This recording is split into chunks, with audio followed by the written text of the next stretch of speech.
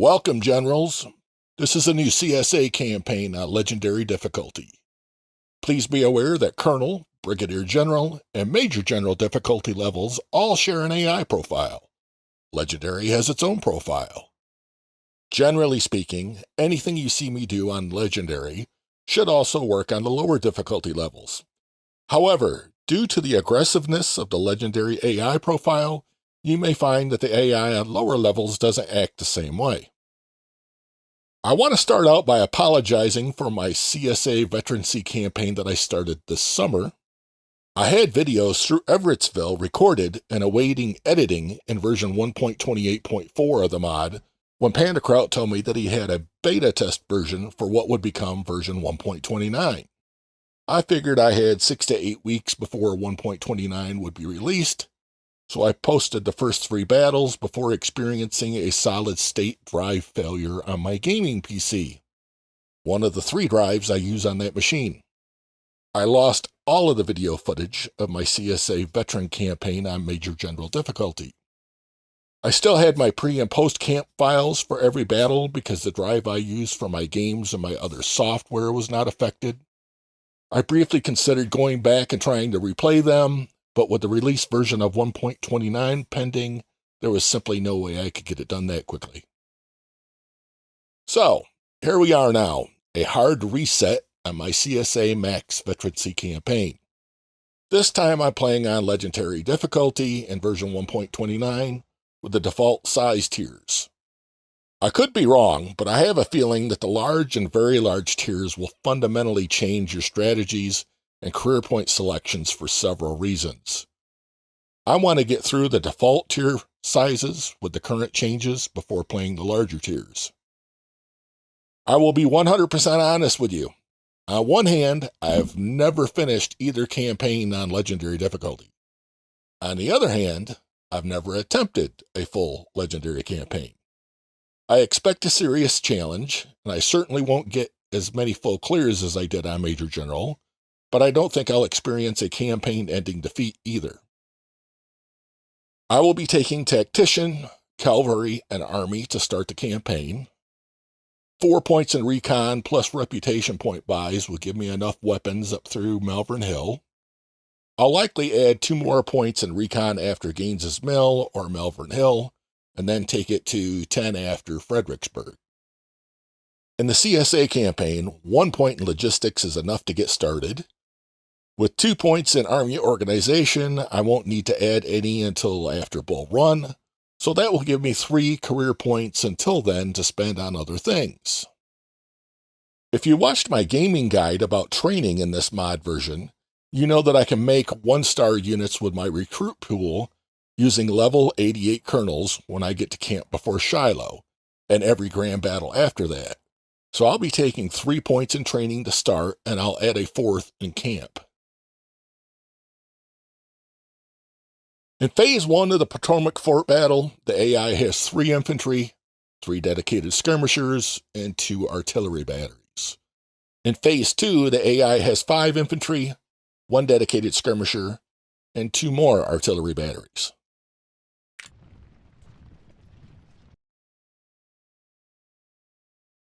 Crocker has a melee perk, which is what I want. Hexamer has the light infantry perk, which is also what I want. Hexamer only appears in Phase 1 of the battle, and we never see him again, so he will be my main tank, while Kemper and Siegfried take as many shots as possible to increase their experience. Siegfried has the MJ&Gs, which is the only weapon with 400 range, 40% accuracy at max range, and 85 melee damage available this early in the campaign. Therefore, I've given Siegfried a melee perk to take full advantage of his weapon. Kemper has the 1855 Springfields. The 125 fire rate helps get off some extra rounds compared to a 100 rate weapon, but the 20% accuracy at max range reduces his killing ability. He has an accuracy perk. I'm going to start by pushing Hexamer up the middle to engage the dedicated skirmisher units. Crocker's cavalry will flank once the skirmishers have taken some damage. My infantry will march straight north to intercept the 2 Union brigades moving across the north end of the battlefield.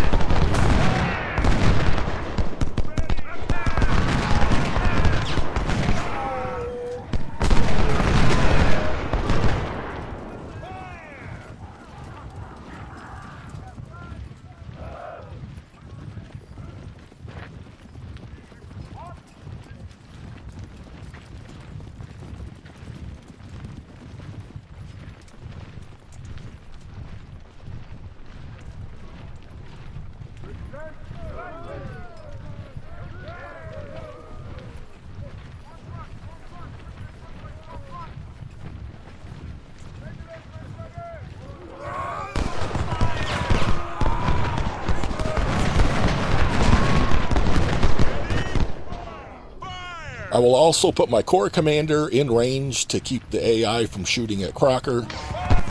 I'd like to preserve the cavalry to fight more in the second phase of the battle.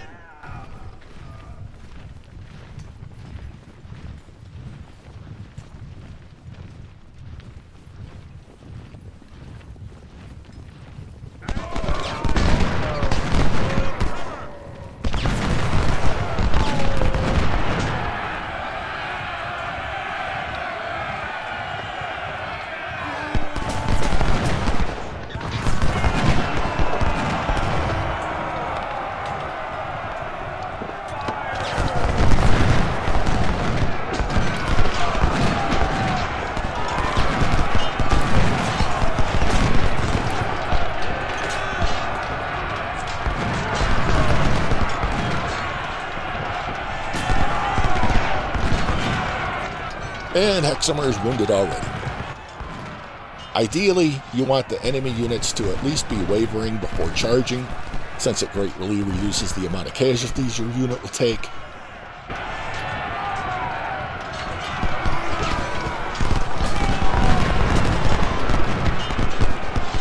Hexamer will move into cover to hold the Union advance. The light infantry perk gives him a 30% bonus to cover. In the mod, cover is direct damage reduction, so it'll help him last longer by staying in cover.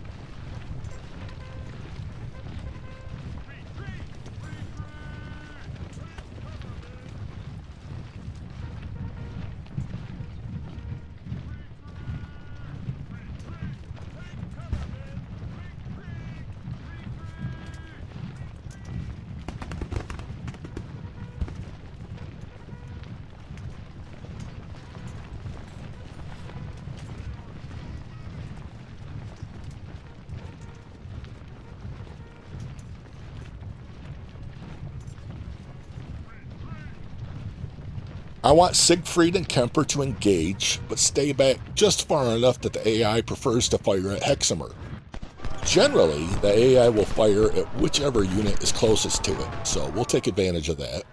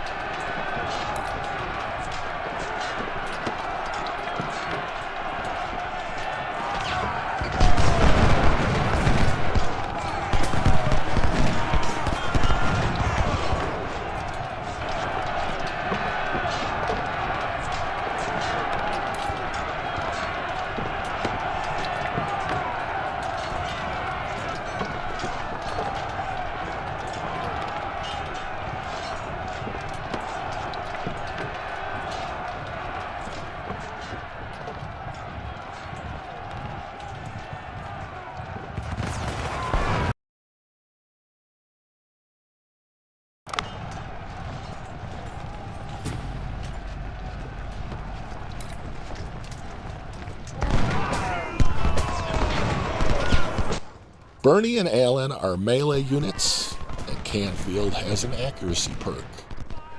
Their detached skirmishers will engage the Union's detached skirmishers, while apparent units march up to get in position to assault the fort.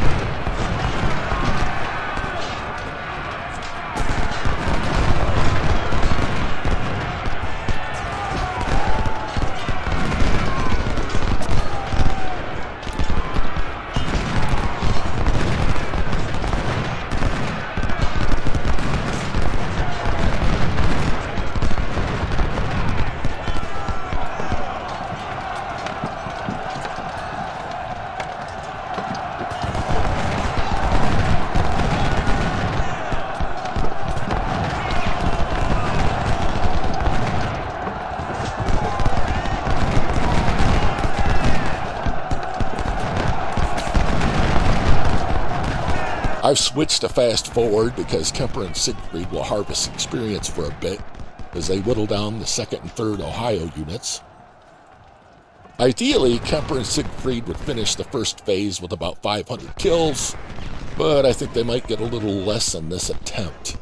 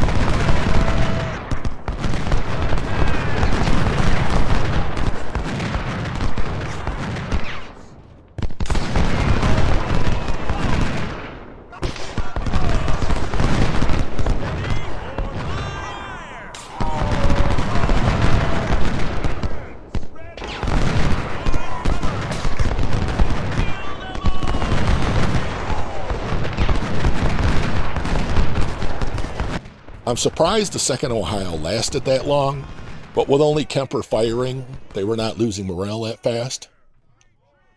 Now, I often have a certain number of kills that I want in each battle for certain units.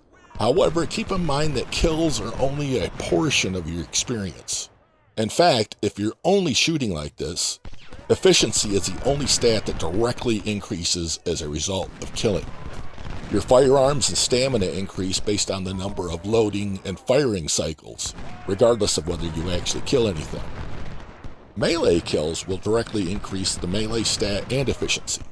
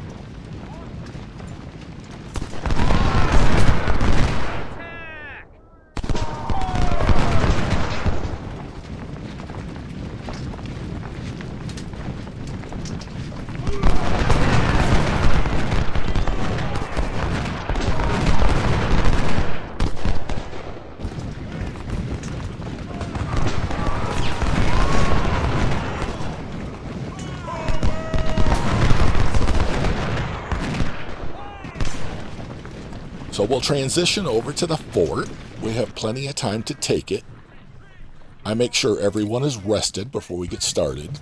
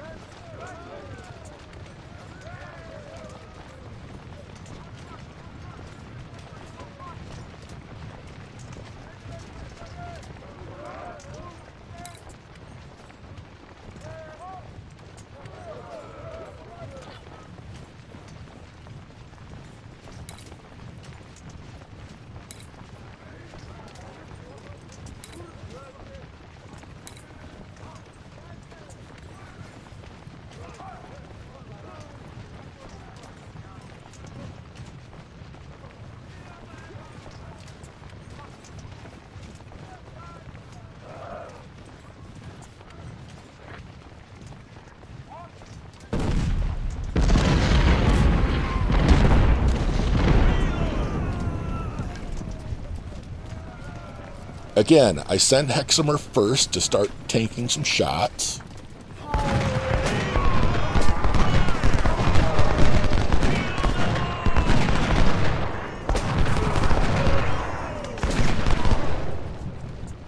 Allen and Canfield will primarily lead this assault.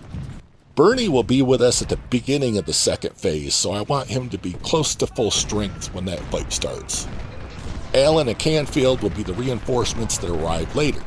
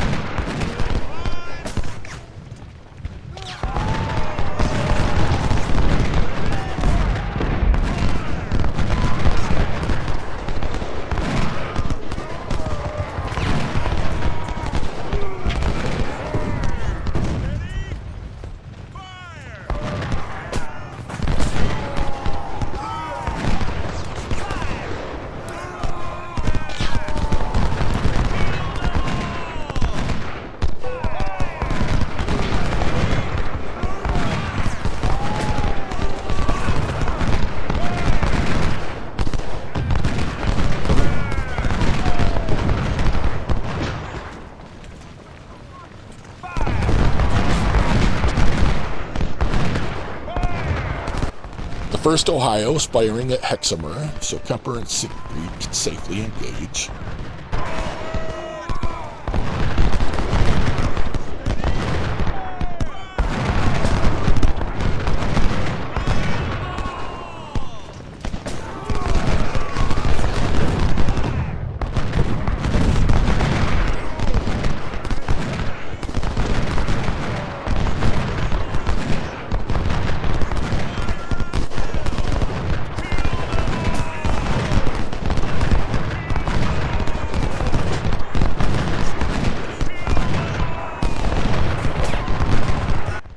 Canfield will go for Battery A and Crocker after Battery B. The 1st Ohio and Battery A fortifications overlap, so often whoever you use to charge Battery A will get sucked into melee with the 1st Ohio. If that happens to be Crocker, this small cavalry unit can take heavy damage in a hurry. It also increases the odds that if Battery A surrenders, the 1st Ohio can cause it to surrender back to the Union.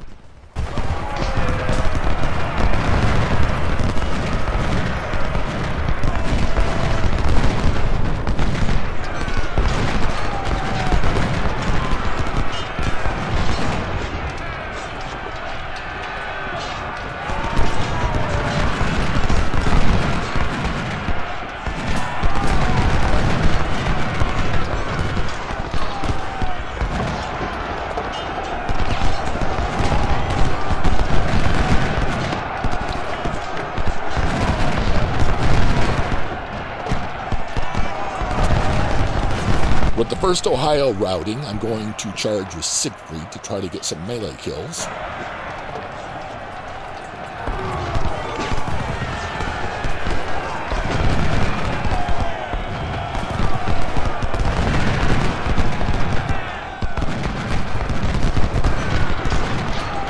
Well, the 1st Ohio surrendered, so no melee kills for Siegfried today. The phase timer will continue until the contested timer finishes, even though there are no Union forces on the field now.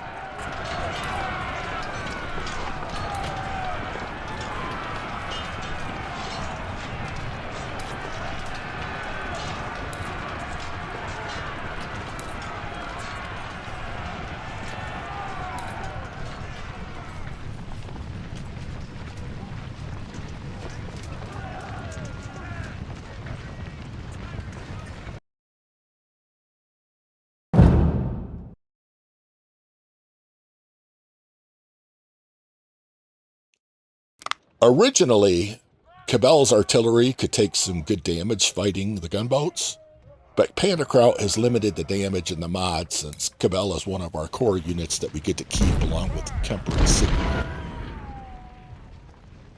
Siegfried had 449 kills in the first phase, and Kemper had 426. My hope is that they each get 1,000 more in phase 2. I've had both get over 2,000 kills in this battle, but everything has to go nearly perfectly to do that. 1,000 to 1,500 is much more realistic, but even that assumes that the AI doesn't overrun our position. I put Bernie on the far north fortification and Kemper in the southern one, and Siegfried outside to flank. You could argue that since Siegfried has the melee perk, he would last longer than Kemper in the fortification. However, Kemper would not last long in melee if he were charged out in the open. In the fortification, he'll get a melee bonus, plus the melee perk gives a speed bonus, allowing Siegfried to move faster in the open, as well as melee better if needed. Bernie's skirmisher can't take a lot of damage, obviously, but if he's out front, the AI will at least prioritize firing at him.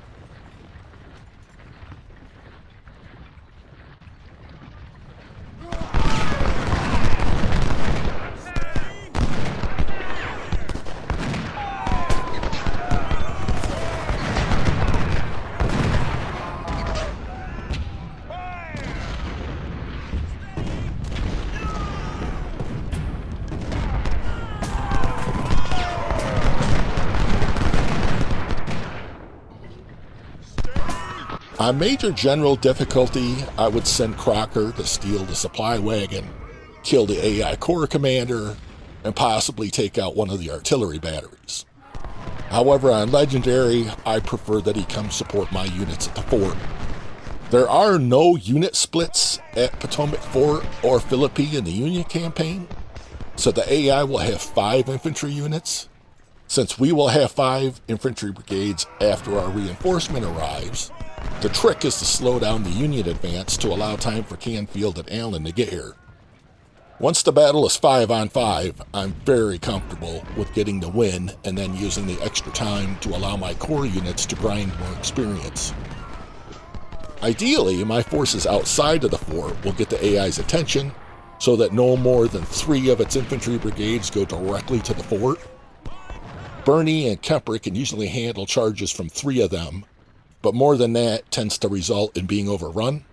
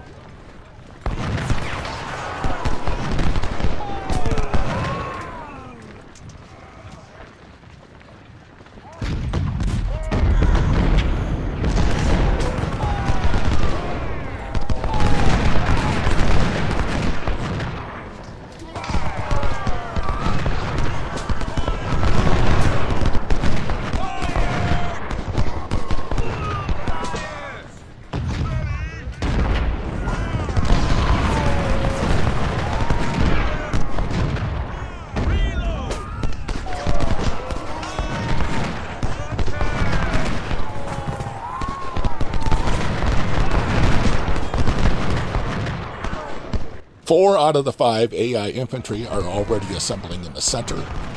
I'll see if Siegfried can pull somebody his way. Then Kemper and Crocker can fire flanking shots from the fort.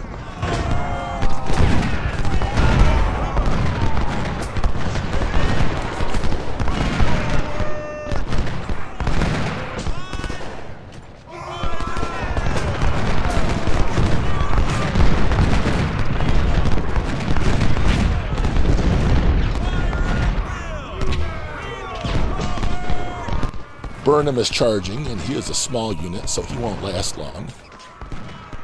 It looks like he's going after Bernie's skirmishers.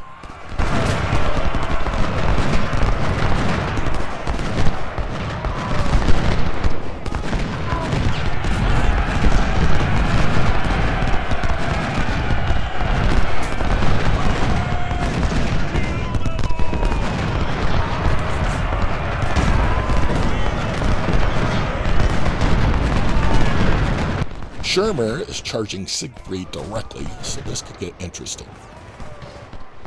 Terry is moving south towards my skirmishers, so this might be too much attention outside of the fort.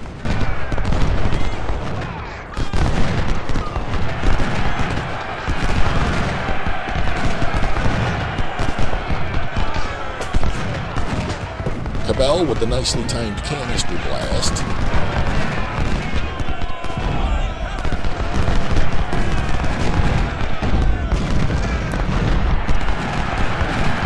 So Burnham has routed. Shermer is wavering. Brooke and Grant are charging the fort, but Bernie and Kemper should be able to hold them. Crocker and Siegfried will countercharge Shermer.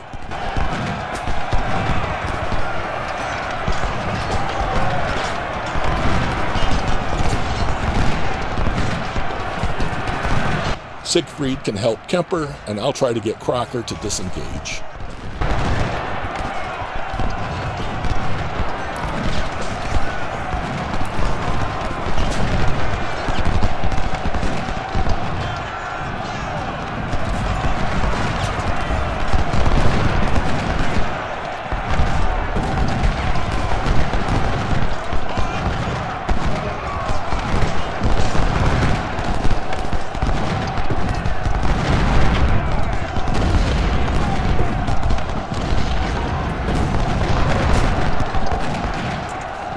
Terry has moved back towards the fort, and Burnham has recovered enough to re-engage my skirmishers. Allen and Canfield are moving up.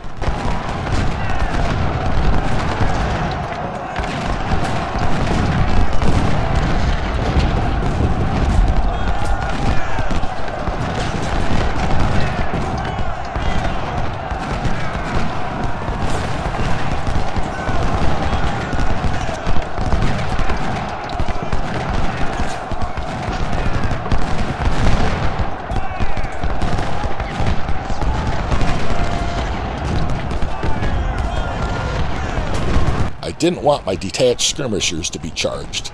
I'll see if Allen can catch Burnham. Shermer is charging for round 2.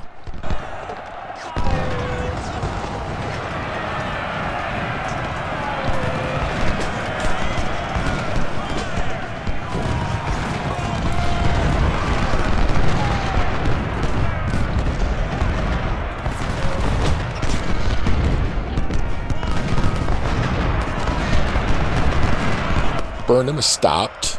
Unfortunately, Bernie is probably going to leave his skirmishers. Oops, Shermer stopped too. I guess I didn't have to countercharge, although he would have taken point-blank shots anyway.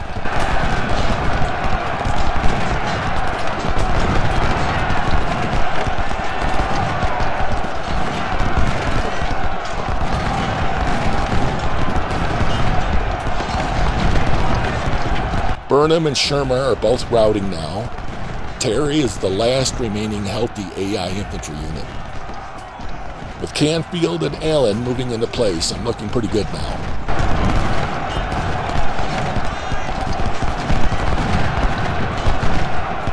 I see that Kemper has over 100 casualties. Siegfried is still under 50. Shermer has surrendered, so this will now transition to reducing casualties to my core units while harvesting as much experience as possible.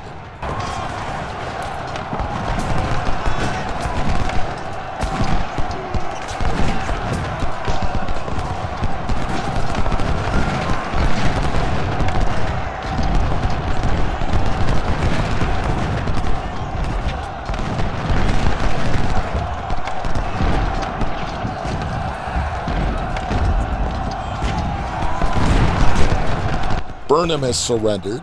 I'm going to bring Canfield and Allen up to flank the AI forces and create a kill zone for my core forces to fire into.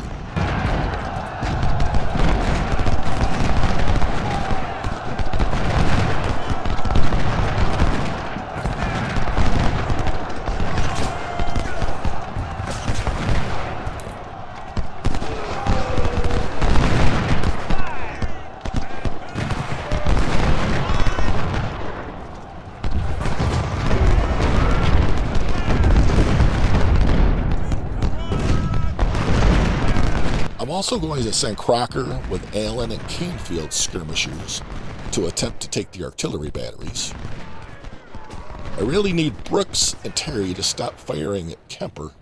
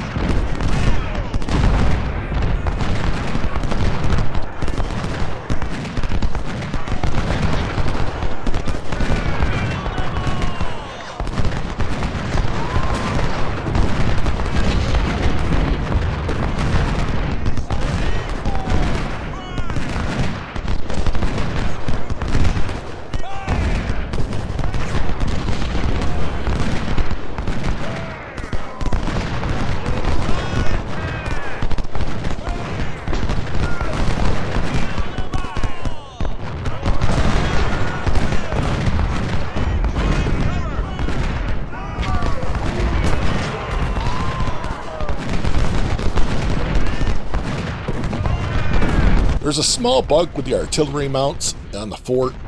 If you purposely or accidentally give a move order to the artillery and then click back on the artillery mounts, the artillery may limber back up on their horses while being shown in the artillery mount.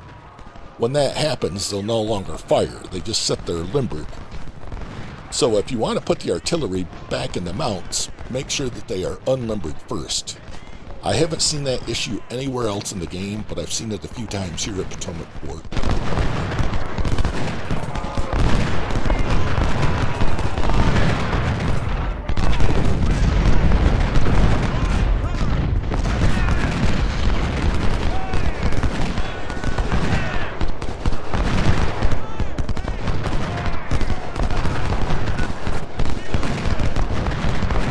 There's a long way to go before the end, but this is all cleanup mode at this point. I'll start turning off firing for many of the allied units and allowing my core units to pile up the kills and move around the battlefield as the AI units rout and try to get away. I'll speed things up in editing just to help things move along.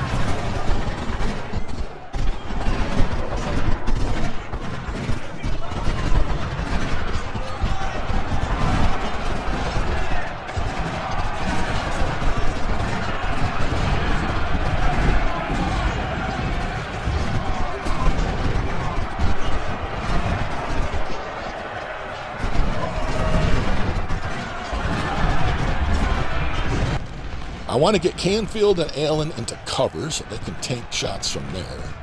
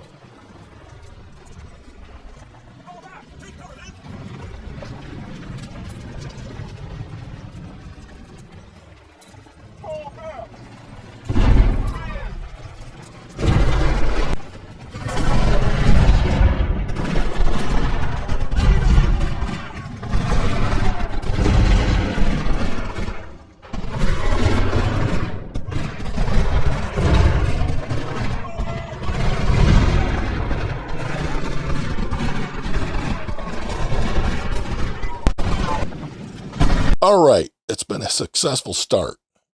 My core units had 64 killed, 185 wounded, and 29 missing. The AI had 9,914 total casualties, which was 92% of its total force.